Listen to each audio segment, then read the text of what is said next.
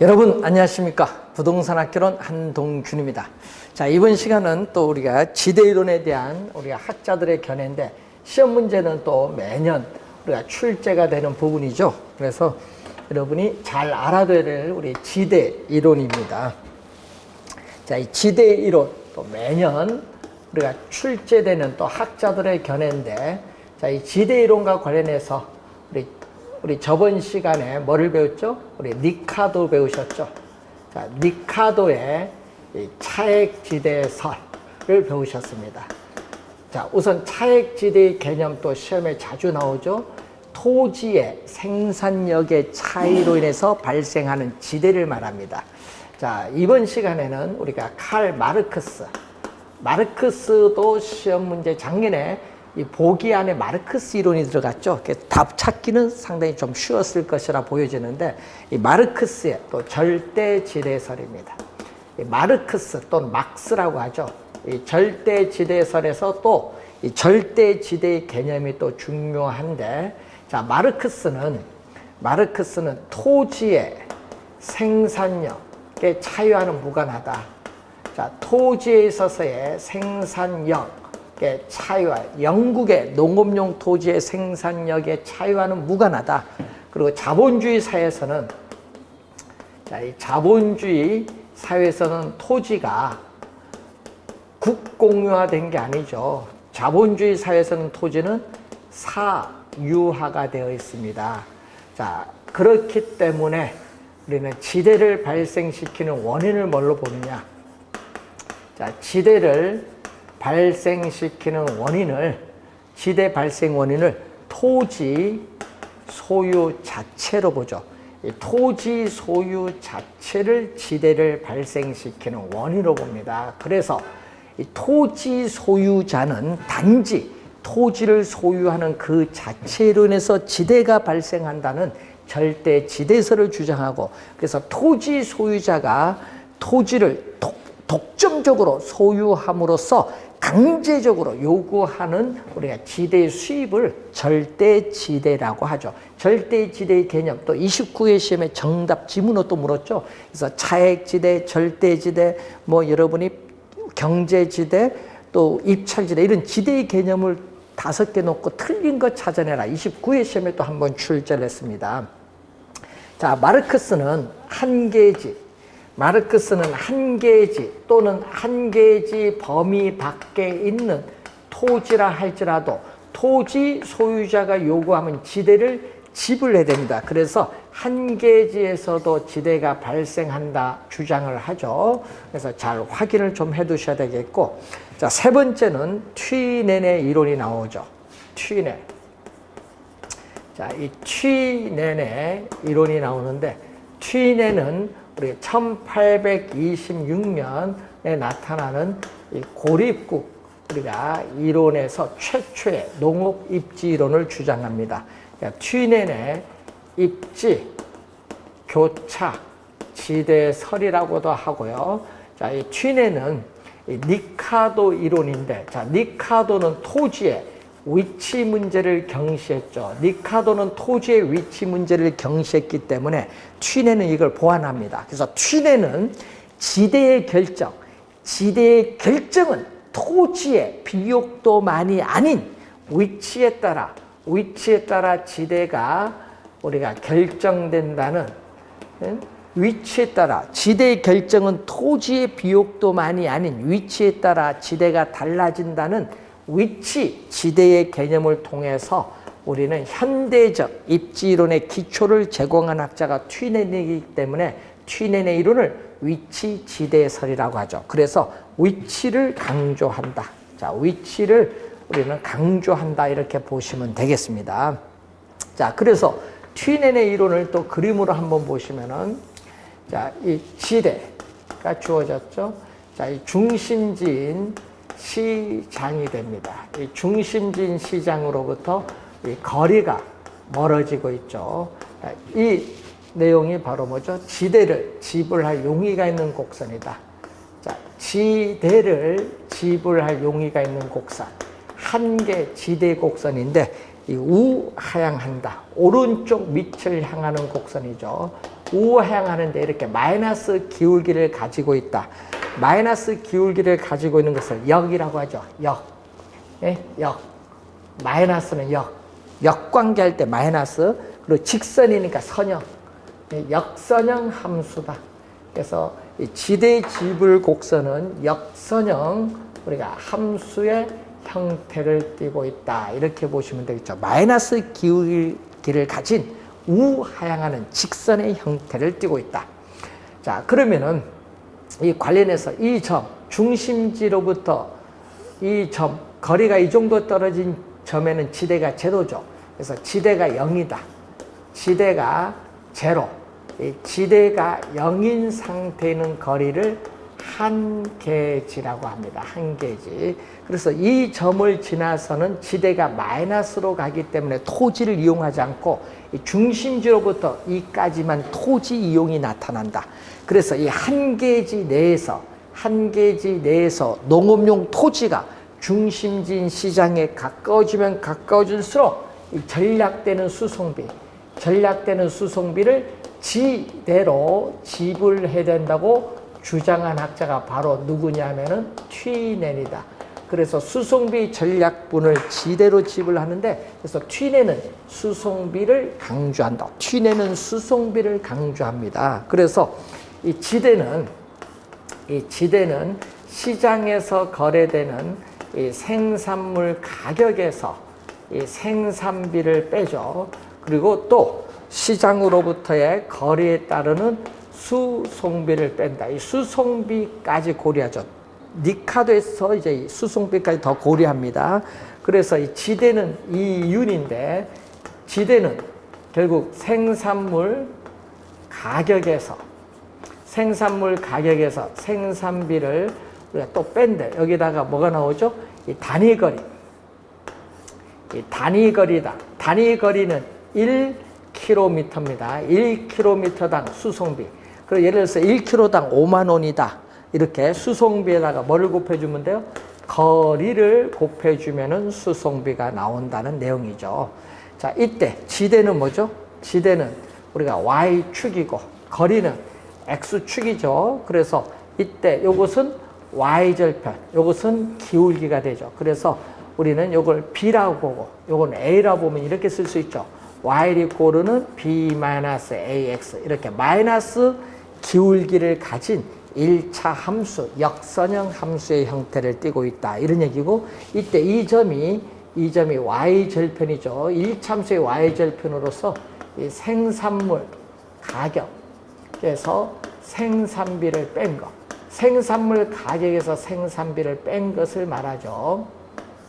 자, 이게 Y절편인데 생산물 가격이 오르면 이 점이 위로 올라가고, 만약에 생산비가 우리가 오르면 이 점이 점점 밑으로 내려온다는 내용이죠.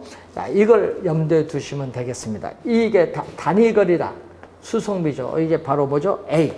A가 바로 기울기죠. A가 바로 이 기울기를 나타내는데, 이 A가 바로 요거죠. 단위거리당 수송비 A입니다. 예? 그래서 이 단위거리당 수송비, 이 단위거리당 수송비가 A인데, A가 낮을수록 단위거리당 수송비가 낮아지면은 이 점은 변화가 없는데, 이 점을 기준으로 해서 우측으로 회전 이동해서 우리가 어떻게 돼요? 우리가 재배 면적이 더 외곽으로 확대가 돼요. 그래서 기울기가 완만해지죠. 자, 그런데 반대로 단위거리당 수송비가 비싸지면 어떻게 돼요? 단위거리당 수송비가 비싸면은 이런 형태가 되죠. 단위거리당 수송비가 싸면은 이런 형태의 그림이 되는 거고, 수송비가 비싸면 이 점을 기준으로 우리가 왼쪽으로 회전 이동해서 우리는 한계지가 어떻게 돼요? 우리는 도심으로 가까이 오면서 재배 면적이 축소가 된다는 그러한 내용을 우리가 그림에서 볼 수가 있습니다. 이때 수송비가 하락하느냐 상승하느냐에 따라서 우리 지대 지불 곡선의 형태가 달라지고 있죠. 자, 그리고 A에서, 자, 농업용 토지가 A에 있다. 그러면은 A에서 생산해서 중심지인 시장에 수송을 하는 것은 한계지에서 생산해서 수송하는 것보다 이 거리에 해당하는 만큼 수송비가 적으니까 이 지대도 이렇게 작게 나타나요. 자, B에서 생산해서 시장에 수송을 하면은 한계지에서 생산해서 수송하는 것보다 이 거리에 따르는 수송비 전략이 많기 때문에 지대도 어떻게 돼? 이렇게 높게 나타나죠. 그래서 이 두 점이죠. AB. 자, AB 두 농업용 토지의 이 거리의 차이에 따르는 이 수송비 차이, AB 두 농업용 토지의 거리의 차이에 따르는 수송비 차이가 이 지대의 차이를 가져온다. 그래서 이 수송비의 차이, 이 수송비의 차이가 지대의 차이를 가져온다. 리카도는 토지의 비옥도의 차이가 지대의 차이를 가져오지만은 이 취내는 수송비 차이가 지대의 차이를 가져온다고 주장을 합니다. 또 시험에 많이 나오는 지문이 있어요. 중심지로부터 거리가 멀을수록 지대는 점점 하락을 하고 반대로 수송비는 중심지에서 거리가 멀을수록 수송비는 증가한다. 이 지문도 시험에 많이 출제가 되고 중심지에 가까울수록 지대는 높으니까 집약적인 우리가 토지 이용, 집약 농업이 나타나고 중심지에서 거리가 멀어질수록 지대는 낮아지니까 토지를 많이 이용하는 조방적인 토지 이용, 즉 조방 농업의 형태가 나타난다는 것을 볼 수 있고 이 점은 지대가 제로일 때는 조방적인 우리가 농업의 토지 이용의 한계지다. 이렇게 보시면 되겠죠. 조방적인 농업의 토지 이용에서의 한계지다. 이 점을 이렇게 보시면 우리가 되겠습니다. 자, 취낸에 관련된 우리가 이론을 지금 보고 있는 내용이 되겠습니다. 자, 그 내용이 175페이지에 설명되어 있는 부분이 되겠고, 자, 177페이지 가시면은 우리가 누구 나오죠? 마샬이 나오죠. 이 신고전학파의 대표적인 학자가 알프레드 마샬이 됩니다. 자, 마샬은 고전학파의 지대의 개념을 확장을 합니다. 자, 마샬은 이 고전학파에서의 이 토지를 빌려서 이용한 대가, 이 지대의 개념을 확대를 해요. 지대의 개념을 확대해서 나타나는 용어, 우리는 준지대의 개념이 나타나죠. 준지대, 쿼지, 렌트, 준지대의 개념이 나타나죠. 준지대. 그래서 여러분 교재 177페이지 보면 일시적으로 밑줄 준지대 1번에 일시적으로 토지와 유사한 성격을 가지는 생산 요소, 예를 들면 기계, 기구 등인데 요거 기계, 기구 등에 귀속되는 소득을 준지대고 2번에 단기 동그라미 공급량이 단기적으로 일정한 생산 요소에 지급되는 소득을 준지대라고 합니다. 그래서 준지대는 단기에 성립을 한다. 단기에 성립을 하는데 이 단기에 토지는 위치가 고정되어 이동할 수 없잖아요. 그래서 토지 이외에, 자, 토지 이외에 토지는 위치가 고정되어 이동할 수 없기 때문에 토지 이외에 고정된 생산 요소, 자, 토지 이외에 고정된 생산 요소의 기계라든지 기구 등 이 고정된 생산 요소에 대한 이 대가를 준지대라고 해요. 준지대. 고정된 생산 요소에 대한 대가다. 그래서 우리는 단기에 고정이 되어 있기 때문에 이 고정된 생산 요소에 대한 수요에 따라 우리는 지대가 달라질 수 있다는 거죠. 자, 그럼 단기인데 장기로 가면 어떻게 돼요? 장기로 가면 이 고정된 생산 요소인 기계, 기구 등은 생산 설비가 확장, 축소될 수 있어요. 그래서 장기로 가면은 모든 생산 요소가 어떻게 돼요? 변해요. 자, 장기로 가면은 모든 생산 요소가 다 변한다. 가변적이기 때문에 준지대는 장기는 발생하지 않는다. 장기는 준지대가 발생하지 않는다. 그래서 준지대는 단기에 우리가 설명하는 개념이다. 자, 그리고 일시적이라는 거, 영구적이 아니다. 영구적이 아니라 일시적으로 고정된 생산 요소에 대한 대가라는 걸 기억을 해 두셔야 되겠습니다. 자, 그리고 이 경제지대라는 용어가 나오는데, 자, 우선 가격이 주어졌죠. 수요 곡선은 일반적으로 우하향하고 공급 곡선은 일반적으로 우상향하는데 수요와 공급이 교차하는 점에서 우리 균형 가격과 균형 거래량이 결정되고 있습니다. 자, 그러면은 우리가 이 균형 가격과 거래량을 곱한 이 면적이 바로 뭐가 되죠? 총수입이죠. 이 면적이 총수입이에요. 자, 총수입에서 뭐를 우리가 빼냐 하면은, 자, 생산 요소를 우리가 이만큼 공급하면 나는 최소한 공급 곡선과 만나는 점 최소한 이만큼 받아야 되는데 실제로는 균형 가격을 받으니까 이만큼의 불로소득을 얻어요. 또 이만큼 생산 요소를 공급하면 나는 최소 이만큼 받아야 되는데 실제는 균형 가격 받으니까 이만큼의 불로소득을 얻죠. 그래서 이걸 전부 이 빗금친 부분 균형 거래량까지 나타나는 이 빗금친 부분을 우리는 불로소득인 경제지대라고 해요. 자, 불로소득인 경제지대를 우리 파레토라는 우리 학자, 이탈리아 학자 이름을 따라서 파레토 지대라고 하죠. 불로소득인 경제지대입니다. 자, 그러면 요 밑에는 뭐냐? 자, 생산 요소를 이만큼 공급하면은 나는 생산 요소를 현재 이용하고 있는 용도에서 다른 용도로 옮겨가지 않도록 하기 위해서 지불해야 되는 이 최소한의 이 금액을 전용 수입이죠. 이만큼 공급할 때는 이만큼 공급할 때는 이만큼 최소한 지급합니다. 이 밑에 있는 이 균형 거래량까지 이 밑에 있는 이 빗금친 부분의 영역을 우리 뭐라고 하냐 하면 전용 수입이다. 생산 요소, 제공되는 생산 요소가 현재 용도에서 다른 용도로 옮겨가지 않도록 하기 위해서 지불해야 되는 최소한의 금액으로서 우리 요소의 기회비용 개념이다. 생산 요소의 기회비용 개념이 전용수입이죠. 자, 전용수입 우리가 우리가 9회 시험에 또 출제된 용어죠. 자, 26회 시험에 또 파레토 지대의 준지대 구별할 수 있느냐, 26회 시험에 구별할 수 있냐 또 한번 출제를 한 내용입니다.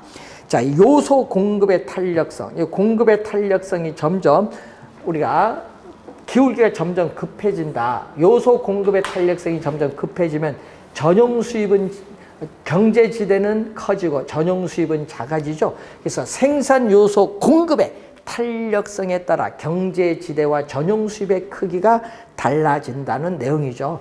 그러다가 어떻게 돼요? 우리는 이렇게 공급 곡선이 이렇게 주어지면은 어떻게 되죠? 이 전체가 바로 뭐가 돼요? 이 전체가 경제지대가 돼요. 이 경제지대인 파레토 지대가 되는데 이것은 바로 뭐죠? 총수입이죠. 실제로 생산 요소를 제공함으로써는 총수입인데 이때는 전용 수입이 제로가 돼요. 전용 수입이 제로가 되는 경우죠. 자, 그래서 이 경제지대는 이 생산 요소를 제공함으로써 실제로 얻고 있는 총수입에서 뭐를 뺀다?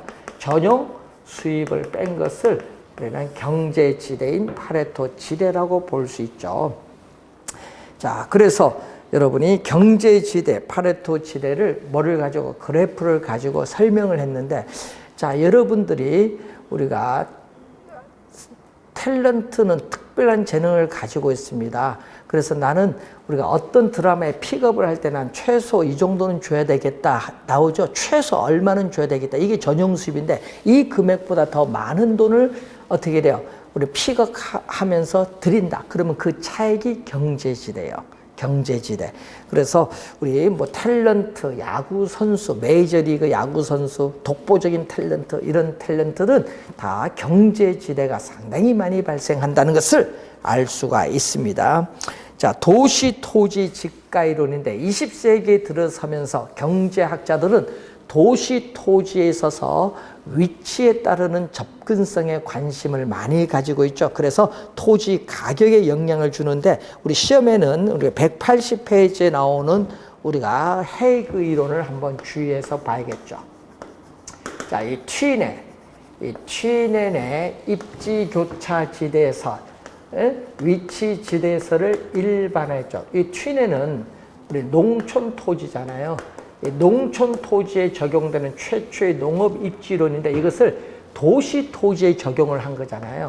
그래서 도시 토지에 적용해서 일반화시킨 이론이 바로 이 헤이그의 마찰 비용 이론입니다. 자, 헤이그의 마찰 비용 이론으로서 우리 20회 시험, 22회 시험, 26회 시험 3번 출제된 용어 마찰 비용 이론입니다. 자, 마찰 비용은 우리 관련해서 자, 중심지에 도달할 수 있고 이 교통비를 절약할 수 있는 경우, 자, 중심지에 도달할 수 있고 이 교통비를 절약할 수 있는 경우, 농촌 토지에서는 수송비, 도시 토지에서는 교통비, 번역의 차이죠. 이 교통비를 절약할 수 있는 경우에 토지 소유자, 이용자에게 지급하는 금액을 우리는 지대라고 하죠. 이 교통비의 절약분이 지대다. 그래서 이 마찰 비용은 이 지대와 교통비의 합으로 구성되죠. 지대와 교통비의 관계인데 이 중심지인 도심으로 멀어질수록, 도심에서 멀어질수록 이 지대는 점점 도심에서 멀어지면 낮아지고 교통비는 증가하죠. 이러한 지대와 교통비에 있어서 우리 상충 관계를 나타냅니다. 자, 지대 교통비인데 교통수단이 양호하면은 공간의 마찰이 적어지기 때문에 이 지대는 높아진다고 주장한 학자가 바로 헤이그가 되겠죠. 자, 헤이그에 관련된 이론입니다. 자, 그리고 이 튀넨의 이론을 도시 토지 공간, 자, 도시에 있어서의 토지 공간에 적용을 하죠. 그래서 확장, 우리가 발전시킨 이론이 윌리엄 알론소가 나오죠. 자, 윌리엄 알론소에 있어서의 입찰 지대설이 나옵니다. 윌리엄 알론소의 입찰 지대설. 자, 여러분 작년에도 또 출제를 했는데 또 우리 입찰 지대에 관련해서 또 31회 시험, 29회 시험 최근에 우리가 출제를 했었죠. 시험에 자주 나옵니다. 여러분 26회도 또 출제를 했었죠. 26회 시험에도 우리가 출제를 한 내용, 시험에 많이 출제를 합니다. 자, 입찰지대의 개념부터 볼까요? 자, 29회 시험에 출제했었죠. 단위 면적 1제곱미터죠. 단위 면적 토지에 대해서 토지 이용자가 기꺼이 지불할 용의가 있는 가장 높은 최대의 금액을 얘기하죠. 자, 시험 문제는요, 또 최소로 출제를 많이 하거든요. 최소가 아니라 최대의 금액입니다. 자, 최대의 금액을 지불하기 때문에 이유는 없어요. 토지 이용자가 토지 소유자에게 가장 높은 최대의 금액을 지불하기 때문에 이유는 없죠. 자, 그래서 초과 이유는 0이 되는 수준의 지대를 입찰지대라고 하죠. 그래서 우리는 이 입찰지대 개념 잘 염두에 두시기 바라고요. 그래서 효용, 극대화 모형을 가지고 우리가 도출을 하게 되는 모형입니다. 입찰지대의 개념 관련해서 입찰지대 곡선이 또 나오겠죠. 자, 중심지인 도심이죠. 자, 지대가 나오고 도심으로부터 거리가 이렇게 멀어지고 있죠. 자, 도시 내에 A 산업에 우리가 지대를 지불할 용의가 있는 곡선, 그리고 B 산업에 지대를 지불할 용의가 있는 곡선, 또 C 산업에 지대를 지불할 용의가 있는 곡선인데 각 산업에 이 지대 지불 곡선이 뭐한다? 입찰 경쟁을 벌이죠. 입찰 경쟁을 벌입니다. 그러면 누가 토지를 이용할까요? 입찰 경쟁에서 승리한 사람, 즉 가장 높은 지대를 지불하겠다는 사람이 토지를 차지해서 이용을 합니다. 그래서 도심에서 어디까지? 여기까지는 A 산업의 토지를 배분하고 이까지는 B 산업에 배분되고 여기서는 C산업에 배분되죠. 여기는 A산업, B산업, C산업에 배분되는데 그래서 도심에서 거리가 멀어질수록 상업용, 주거용, 공업용의 순으로 토지 이용의 분포가 나타날 것이다. 이렇게 각 산업의 지대 지불 곡선의 입찰 경쟁의 결과 나타나는 도심으로부터 거리가 멀어질수록 가장 높은 지대 부분을 연결한 이 곡선을 입찰 지대 곡선이라고 하죠. 그래서 우리는 이 각 산업의 가장 높은 지대 곡선을 연결한 포락선 안에 이렇게 앉는다. 포락선의 형태를 말하는데 입찰 지대 곡선은 우하향하죠. 우하향하고 이 원점에 대해서 보면 이게 볼록한 형태 된다. 그래서 원점에 대하여 볼록하다. 네? 원점에 대하여 우리는 볼록한 형태를 띠고 있다. 자, 도심에 가까울수록 입찰지대 곡선의 기울기는 급하고 여기 기울기죠. 도심에서 멀어질수록 입찰지대 곡선의 기울기는 완만하다는 거죠. 그래서 입찰지대 곡선의 기울기는 우리는 한 개 교통비용.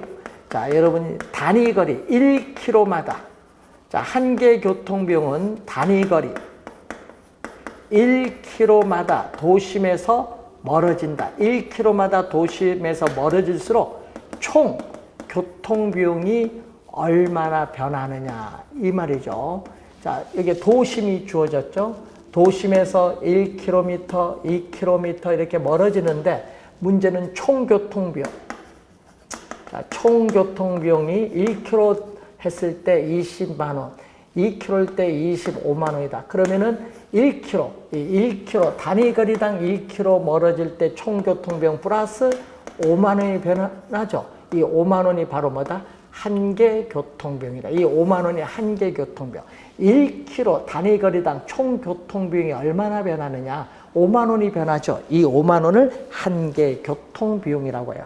이 한 개 교통비용을 토지 이용 주체, 토지 사용량, 이용량으로 나눈 것을 기울기라고 하죠. 그래서 도심에 가까울수록 입찰지대 곡선의 기울기는 급하고 도심에서 멀어질수록 입찰지대 곡선의 기울기는 완만하다는 그러한 내용이 우리가 나오는 게 바로 알론소의 이론이 되겠습니다. 자, 그래서 여러분 교재에 있어서 182쪽에 보시면은 거기에 우리가 중간에 내용의 3번 보시면 지대는 이 기업주의 정상이윤, 초과 이윤도 없고 손실도 없는 정상 이윤과 생산비를 우리가 지불하고 남은 잉여를 지대로 보고요. 우리는 토지 이용자는 소유자에게 지대를 지불하는데 최대로 지불할 용의가 있는 금액을 바로 지대라고 한다는 그러한 내용입니다. 자, 한번 잘 확인을 해 두시기 바라고요. 자, 그래서 183페이지 보시면은 우에서 네 번째 보시면은 이 모형을 가지고 입찰지대의 이론을 가지고 우리 직주분리, 도심의 사무실에 직장을 가지고 있는 근로자가 도시 외곽에 주택을 두려는 형상, 직주분리 형상을 설명할 수 있다라는 것을 또 기억을 좀 해두시면 되겠습니다. 자, 이 지대 이론은 학자들의 견해가 출제되는데, 자, 다시 한번 데이비드 니카도의 차액지대설, 그리고 마르크스의 절대지대설, 튀넨의 위치지대설, 마샬의 준지대, 헤이그의 마찰비용 이론, 그리고 알론소의 입찰지대설, 6학자가 나오죠. 이 6학자의 개념은 정확하게 기억을 해두시고, 자, 여러분 32회 올해 시험은 학자들의 견해를 출제 가능성이 높다, 이렇게 보시면 되겠습니다. 자, 이렇게 해서 여러분 부동산 시장과 공간 구조 이론에 대한 내용을 마치고 우리 다음 시간에는 부동산 정책 이론을 들어가는데, 부동산 문제는 우리 출제되지 않으니까 공부할 필요가 없고요. 다음 시간에는 여러분 교재 189쪽이 되겠습니다. 부동산 정책 이론부터 시작하도록 하겠습니다. 오늘 수고 많으셨습니다.